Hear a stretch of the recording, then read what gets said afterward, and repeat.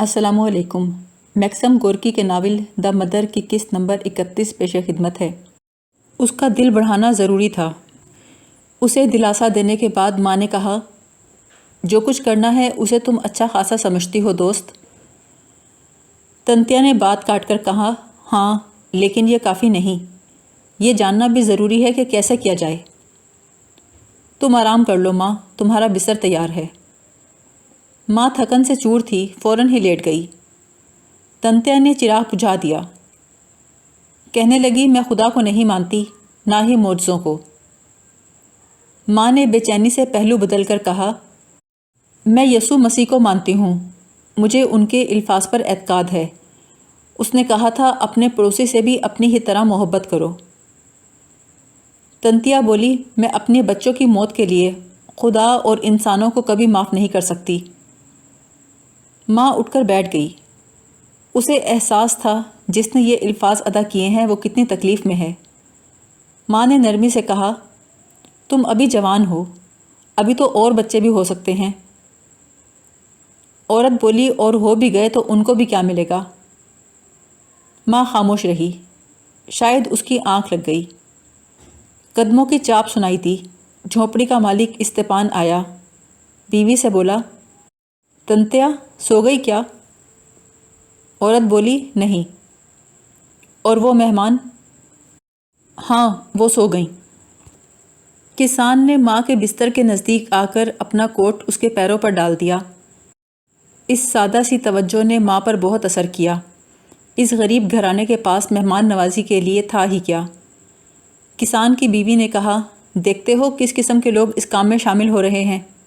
بوڑھے لوگ جنہوں نے عمر بھر محنت کی اور زندگی میں کیا کیا مصیبت نہیں اٹھائی، اب تو ان کے آرام کا وقت تھا، لیکن وہ کیا کچھ کر رہے ہیں۔ اور ایک تم ہو، نوجوان ہو، صحت مند ہو۔ کسان نے بھرپور آواز میں جواب دیا، اس کے متعلق کافی غور و فکر کرنا پڑے گا، کسانوں سے الگ الگ بات کرنی ہوگی۔ صبح الیکسی سے ملوں گا، وہ پڑھا لکھا ہے اور جوشیلا بھی ہے اور عہدے داروں سے خوش بھی نہیں ہے۔ اور بھی 3-4 لوگ ہیں جو نڈر ہیں۔ شہر سے پرچے لانے کا کام میں خود کیا کروں گا، کلہاڑی لے کر جایا کروں گا جیسے لکڑیاں کاٹنے جا رہا ہوں کہ پیسہ کمانے کی فکر ہے۔ تم سمجھ رہی ہو نا، بڑی ہوشیاری اور احتیاط کی ضرورت ہے۔ آج والا کسان تو کمال کا تھا، اور نکتہ نے بھی ثابت کر دیا کہ اس کا ضمیر زندہ ہے۔ اس کی بیوی بولی، لوگوں کے سامنے اس شخص کو بری طرح مارا پیٹا گیا اور تم لوگ کھڑے دیکھتے رہے۔ استپان بولا، جذباتی مت بنو، یہ کیا کم ہے کہ لوگوں نے خود اسے نہیں مارا؟ ابھی لوگوں کے دلوں میں ہلچل مچی ہے، ایک وقت آئے گا کہ مکمل طور پر ان کا ضمیر بیدار ہو جائے گا۔ ابھی سپیدہ سحر نمودار نہیں ہوا تھا کہ تنتیا نے ماں کو جگا دیا۔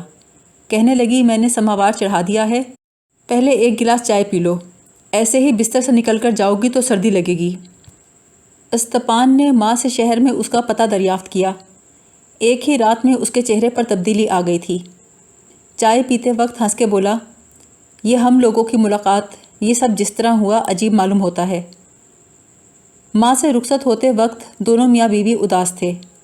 وہ 1000 طریقوں سے کوشش کر رہے تھے کہ ماں کو آرام ملے۔ گھوڑا گاڑی میں بیٹھنے کے بعد ماں نے سوچا، آج کے بعد استپان ہمیشہ کام میں لگا رہے گا اور اس کی بیوی ہمیشہ اپنے دل کو اپنے مرے ہوئے بچوں پر دکھاتی رہے گی۔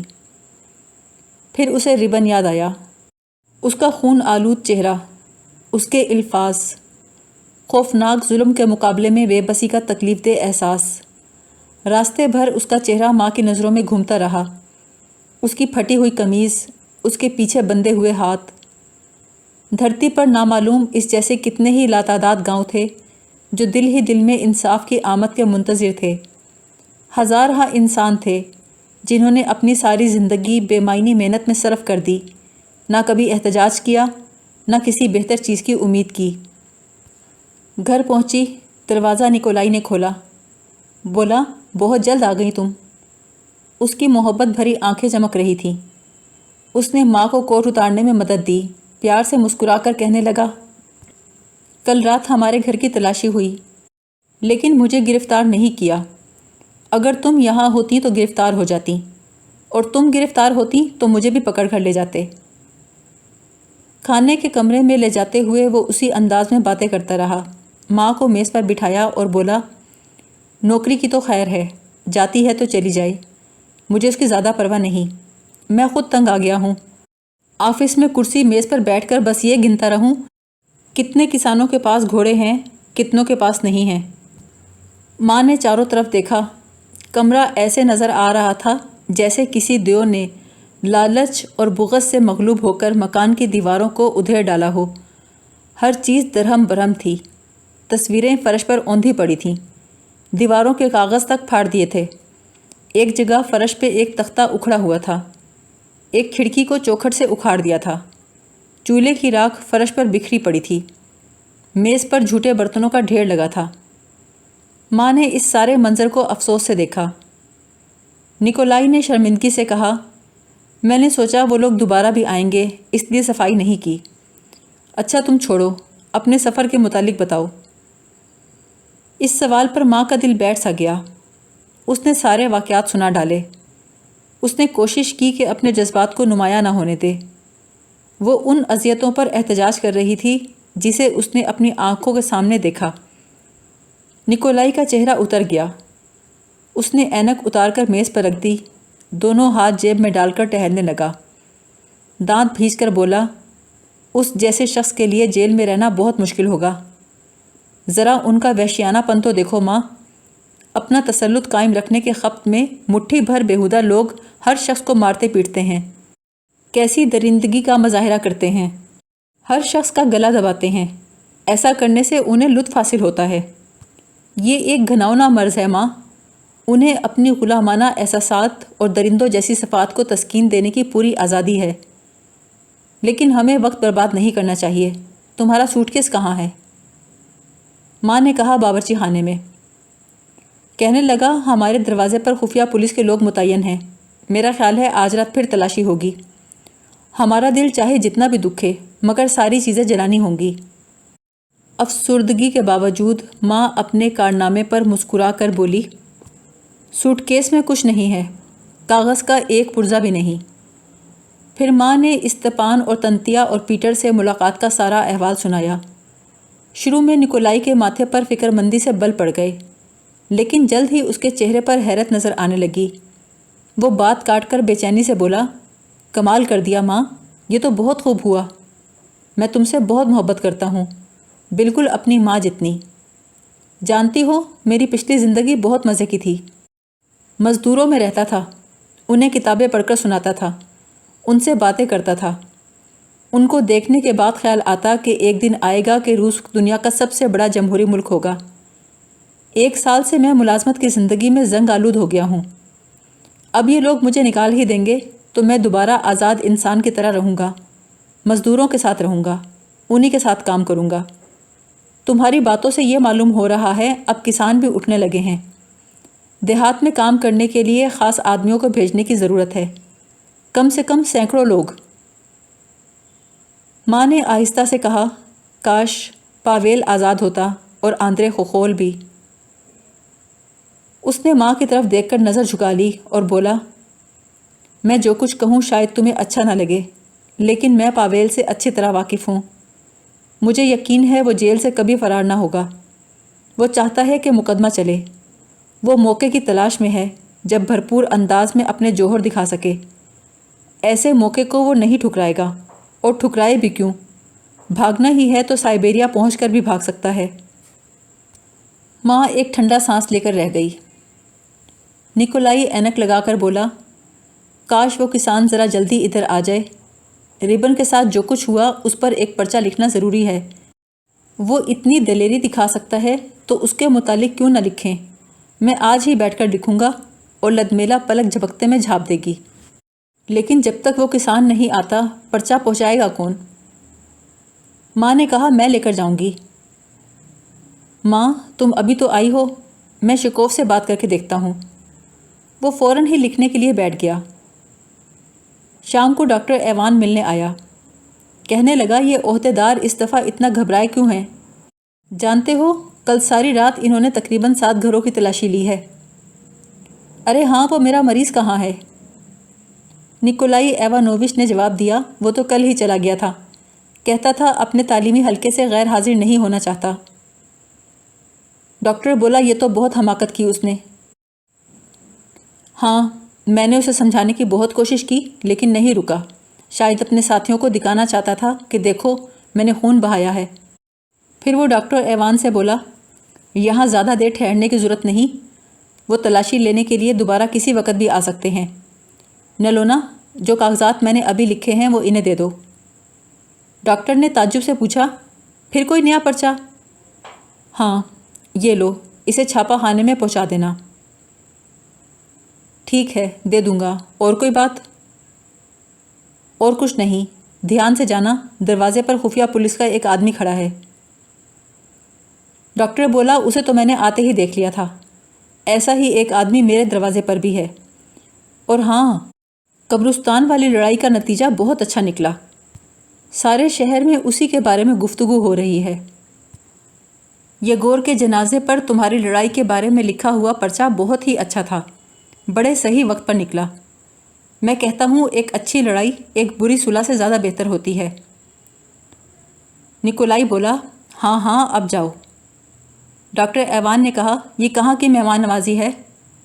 अच्छा, उस लड़के का पता बताओ, कल उसे देखने जाऊँगा। देखभाल तो करनी पड़ेगी ना, अच्छे दिमाग का लड़का है। इसी किस्म के लोग हैं जिन्हें प्रोलतारी बनना चाहिए। आने वाले वक्त में यही लोग हमारी जगह लेंगे।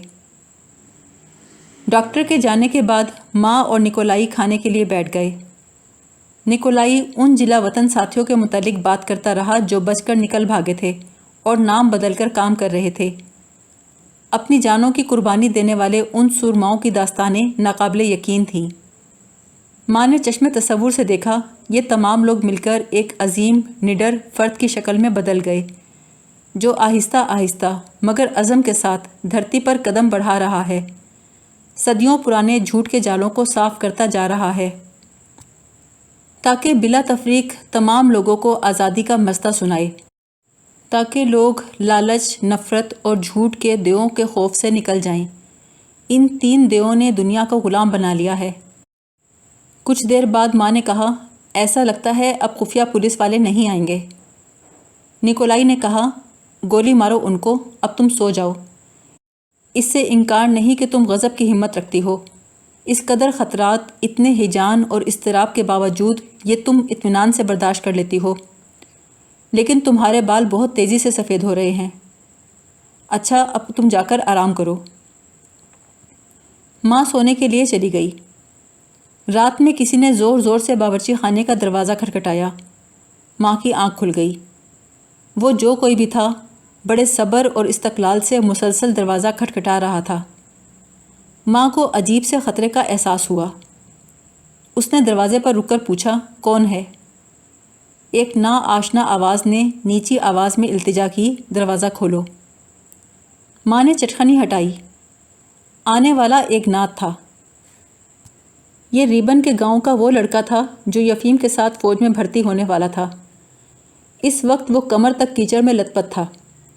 बड़ी खुशी से बोला, शुक्र है मैंने तुम्हारा घर ढूंढने में गलती नहीं की। अपने पीछे दरवाजे को बंद करते हुए उसने आहिस्ता से कहा, बड़ी मुश्किल में पड़ गए हैं हम लोग। माँ ने कहा, मुझे मालूम है। उसने एक बेंच पर बैठकर हैरत से पूछा, कैसे? माँ ने मुख्तसर अल्फाज में कल वाला वाक़या दोहराया और पूछा, क्या तुम्हारे बाकी साथियों को भी पकड़ कर ले गए? बोला, नहीं, वो लोग इत्तेफाक से बाहर थे। तुम कैसे बच निकले? बस कोई 2 मिनट पहले महकमा जंगलात का चौकीदार दौड़ता हुआ आया, खिड़की बजाकर बोला, होशियार रहना, वो लोग तुम्हारी तलाश में हैं। मैंने चचा रिबन से कहा, चलो उठो।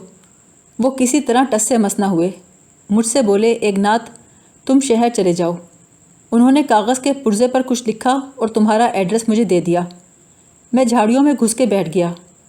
देखा वो लोग चले आ रहे थे। उन्होंने कारखाने को घेर लिया। मैं छुपा रहा। जब वो काफ़ी दूर निकल गए तो मैंने उठकर भागना शुरू किया। पूरी 2 रातों और 1 दिन से बग़ैर वक्फे के भागता आ रहा हूँ। माँ ने बावर्ची खाने की तरफ जाते हुए कहा, अभी तुम्हारे लिए चाय लाती हूँ। एकनाथ ने दर्द से कराते हुए कहा, ये चिट्ठी तो ले लो। اسی وقت نکولائی دروازے پر آیا۔